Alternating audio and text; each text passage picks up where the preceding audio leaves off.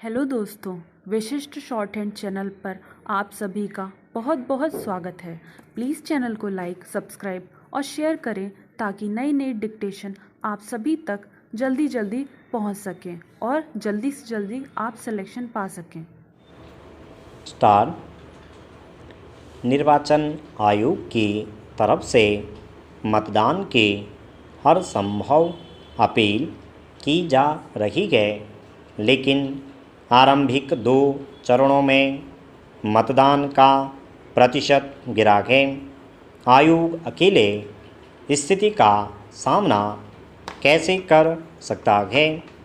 कटुतापूर्ण वातावरण को दूर करने के लिए सभी दलों के वरिष्ठ नेताओं को परस्पर विचार विमर्श करना चाहिए।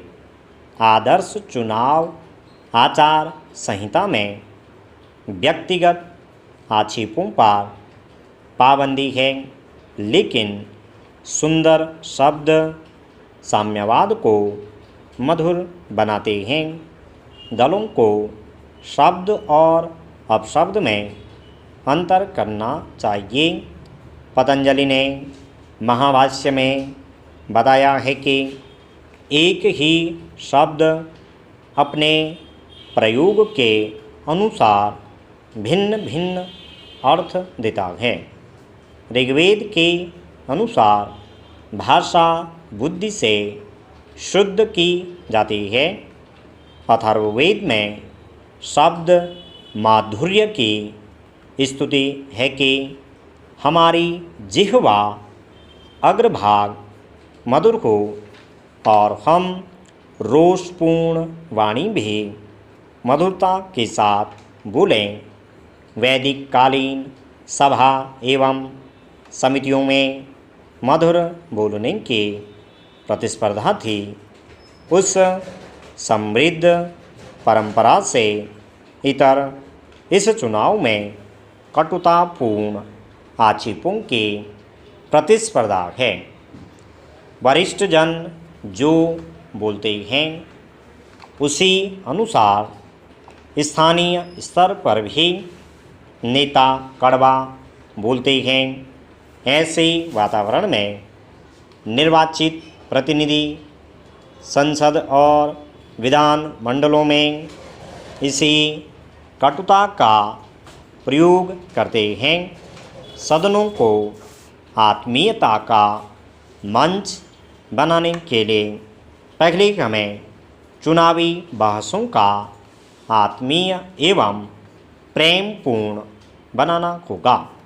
जो भारत हजारों वर्ष पहले वैदिक काल से ही प्रेमपूर्ण वाणी का उपासक रहा है, उसी भारत के लोकसभा के चुनाव में शब्द की विकल्प अपशब्द क्यों हो गए हैं? समाचार माध्यमों का एक वर्ग भी ऐसे संवाद को महत्व देता है। अपने विपक्षी से सम्मानपूर्ण बात करना लोकतंत्र की शान है।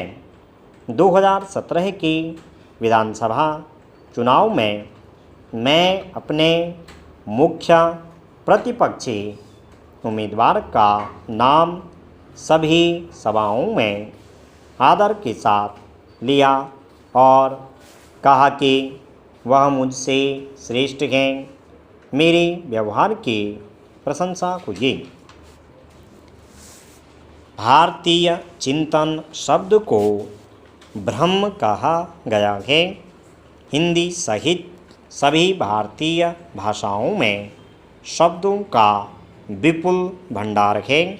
यह शब्द प्रयोगकर्ता के उद्देश्य और विवेक पर निर्भर है। फेसबुक, एक्स आदि में विचार अभिव्यक्ति का प्रभावी मंच दिया है। इसमें विचार प्रकट करने के अवसर हैं, लेकिन आधुनिक तकनीक का सदुपयोग कम दिखाई देता है। इंटरनेट मीडिया का सदुपयोग सत्य, शिव और सौंदर्य के लिए क्यों नहीं हो सकता। चैनलों में बहस पर प्रतिभागी चिल्लाते हैं। कभी कभी मारपीट की भी नौबत आ जाती है।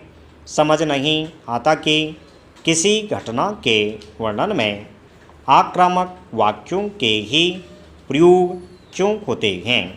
यूनानी दार्शनिक प्लेटो ने रिपब्लिक में ज्ञानवाणी गुणी लोगों के शासन को सर्वोच्च बताया है। भारतीय परंपरा में भी शासक में सदाचार युक्त गुणों की उपस्थिति अनिवार्य बताई गई है।